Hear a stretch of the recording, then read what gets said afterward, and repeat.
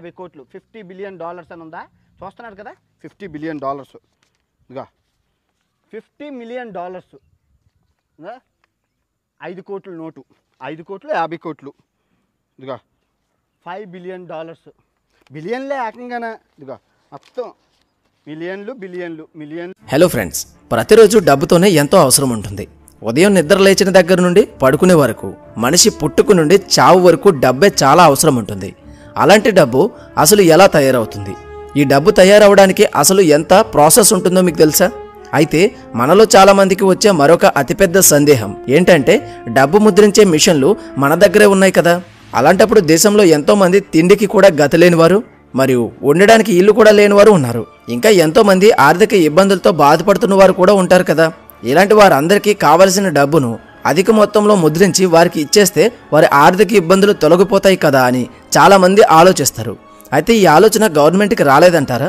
అసలు గవర్నమెంట్ ఎందుకు మీరు అనుకునే విధంగానే అధిక మొత్తంలో డబ్బును ముద్రించదు? అలా ముద్రించిన ఎన్నో దేశాలు అలాగే ఎన్నో గవర్నమెంట్లు ఏమైపోయాయో మీకు తెలుసా? ఈరోజు వీడియోలో అసలు డబ్బును ఎలా తయారు చేస్తారు, అలాగే ఎక్కువ డబ్బును ప్రింట్ చేసి జనానికి పంచిపెట్టేస్తే వచ్చే అనర్థాల గురించి పూర్తిగా తెలియజేస్తాను. అంతకంటే ముందు దయచేసి వీడియోకి ఒక చిన్న లైక్ చేసి సపోర్ట్ చేయండి. ఈ వీడియో డీప్గా చూసే కొద్దీ చాలా ఇంట్రెస్ట్గా అనిపిస్తుంది. దయచేసి వీడియోని మాత్రం చివరి వరకు చూడండి. ముందుగా అందరూ తెలుసుకోవాల్సిన విషయం, మన దేశంలో డబ్బును ముద్రించే అధికారం కేవలం కేంద్ర ప్రభుత్వానికి లైక్ ఆర్బీఐకి మాత్రమే ఉంటుంది. అయితే ఈ డబ్బు మొత్తాన్ని మన దేశంలో 4 చోట్ల తయారు చేస్తారు. అవి 1 మహారాష్ట్రలో ఉన్న నాసిక్లో, 2 కర్ణాటకలో ఉన్న మైసూర్లో, 3 మధ్యప్రదేశ్లో ఉన్న దేవాస్లో, 4 వెస్ట్ బెంగాల్లో ఉన్న సాల్బానీలో ఈ నగదును ముద్రిస్తారు. అయితే ముందుగా దేశంలో ఉండే ప్రజలందరికీ ఇబ్బందులు పోయి కోటీశ్వరులు అయ్యే విధంగా గవర్నమెంట్ డబ్బును ముద్రించి ఎందుకు పంచిపెట్టదు? అలా కనుక పంచిపెడితే అసలు ఏం జరుగుతుంది? అలా పంచిపెట్టిన కొన్ని గవర్నమెంట్స్ అలాగే దేశాలు ఏ విధంగా నాశనం అయిపోయాయి అనేది ముందుగా చెప్తాను. దేశంలో ఉన్న పేదలకు మరియు అడుక్కునే వారికి, ఇలా ఆర్థిక ఇబ్బందులు ఉన్న వారందరికీ గవర్నమెంట్ మనిషికి 50 లక్షల చొప్పున పంచితే అప్పుడు ప్రతి ఒక్క వ్యక్తి లక్షాధికారి అయిపోతాడు. ఇంకా దేశంలో పేదవాడే ఉండడు. మరియు డబ్బు ఉన్నవారికి పేదవారికి పెద్దగా తేడా కూడా ఉండదు.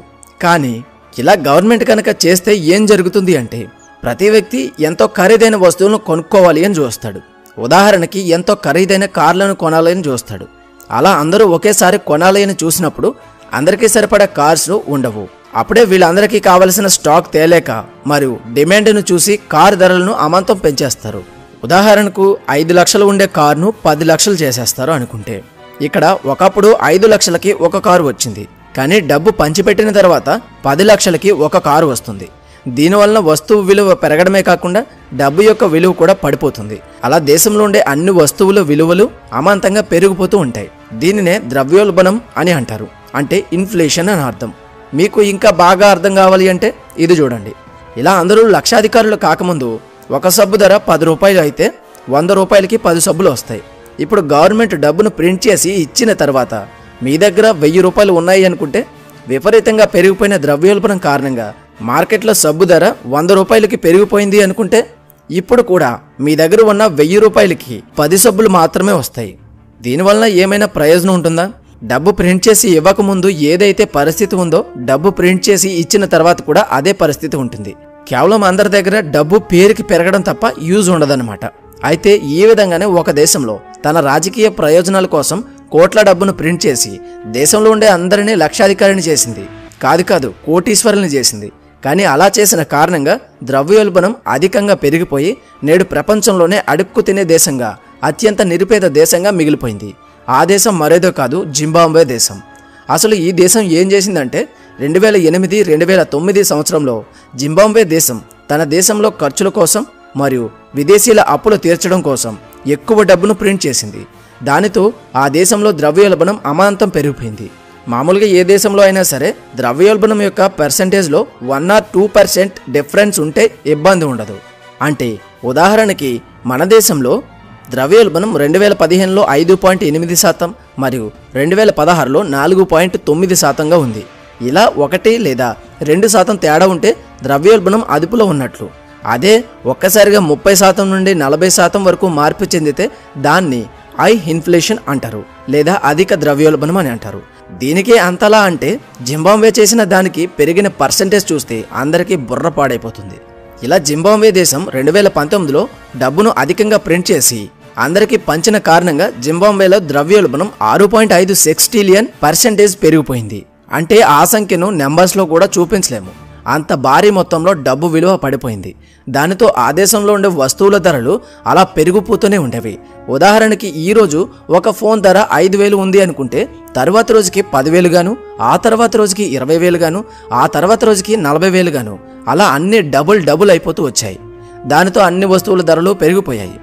ఆ సమయంలోనే దేశంలో ఒక గుడ్డు ధర $1 బిలియన్, అంటే ఒక్క కోడిగుడ్డు షాప్కి వెళ్ళి కొనాలి అంటే ఒక బస్తా నిండా డబ్బు కట్టలు పట్టుకుని వెళ్ళి కొనాలి.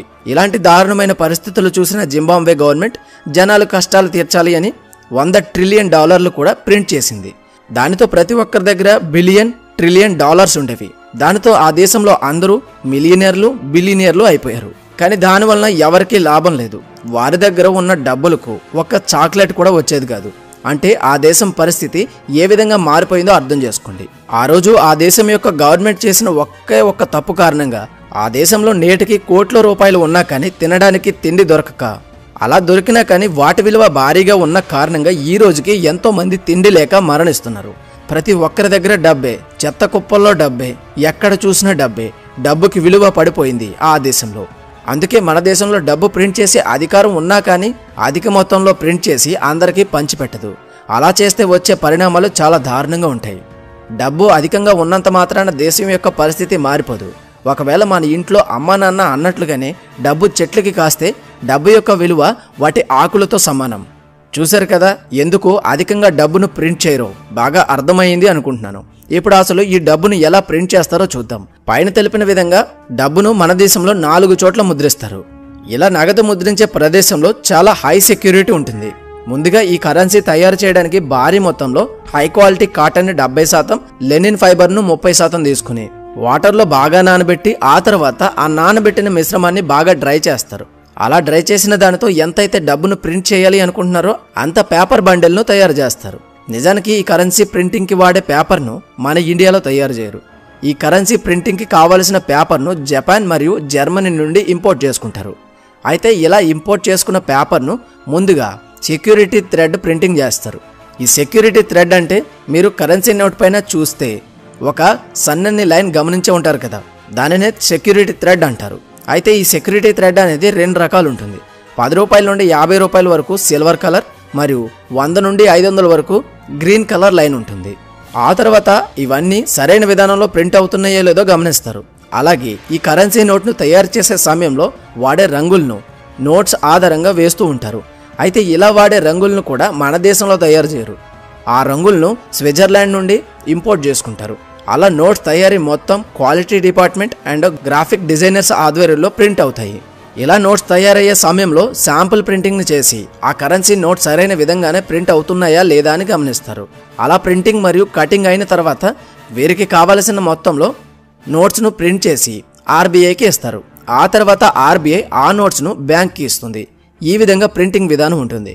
వీడియో చాలా లెంత్ అవుతుంది కనుక ప్రింటింగ్ ప్రాసెస్ అనేది షార్ట్గా తేల్చేశాను. అలాగే చూశారు కదా డబ్బు అధికంగా ప్రింట్ చేసి అందరినీ కోటీశ్వరులను చేస్తే జరిగే దారుణాలు. ఈ వీడియో దయచేసి మరికొంతమందికి షేర్ చేసి ఈ ఇన్ఫర్మేషన్ వారికి కూడా తెలిసే విధంగా చేయండి. ఈ వీడియో మీకు బాగా నచ్చింది అనుకుంటున్నాను. వీడియోకి ఒక చిన్న లైక్ చేసి మీ వాల్యుబుల్ టైంని స్పెండ్ చేసి ఈ వీడియోకి మీ అభిప్రాయాన్ని కామెంట్ రూపంలో తెలియచేయండి. అలాగే మరిన్ని మంచి వీడియోస్ కోసం మన ఛానల్ని సబ్స్క్రైబ్ చేసుకుని బెల్ ఐకాన్ ఆల్లో పెట్టుకోండి. మళ్ళీ మరొక మంచి వీడియోతో కలుద్దాం. Until then thank you, bye, జై హింద్. కాఫీ కొనుక్కోవాలంటే 50 కోట్లు, 60 కోట్లు, ఒక నిమ్మకాయ కొనుక్కోవాలంటే 100 కోట్లు పెట్టి కొనుక్కుంటున్నారు. బాగానే ఉంది.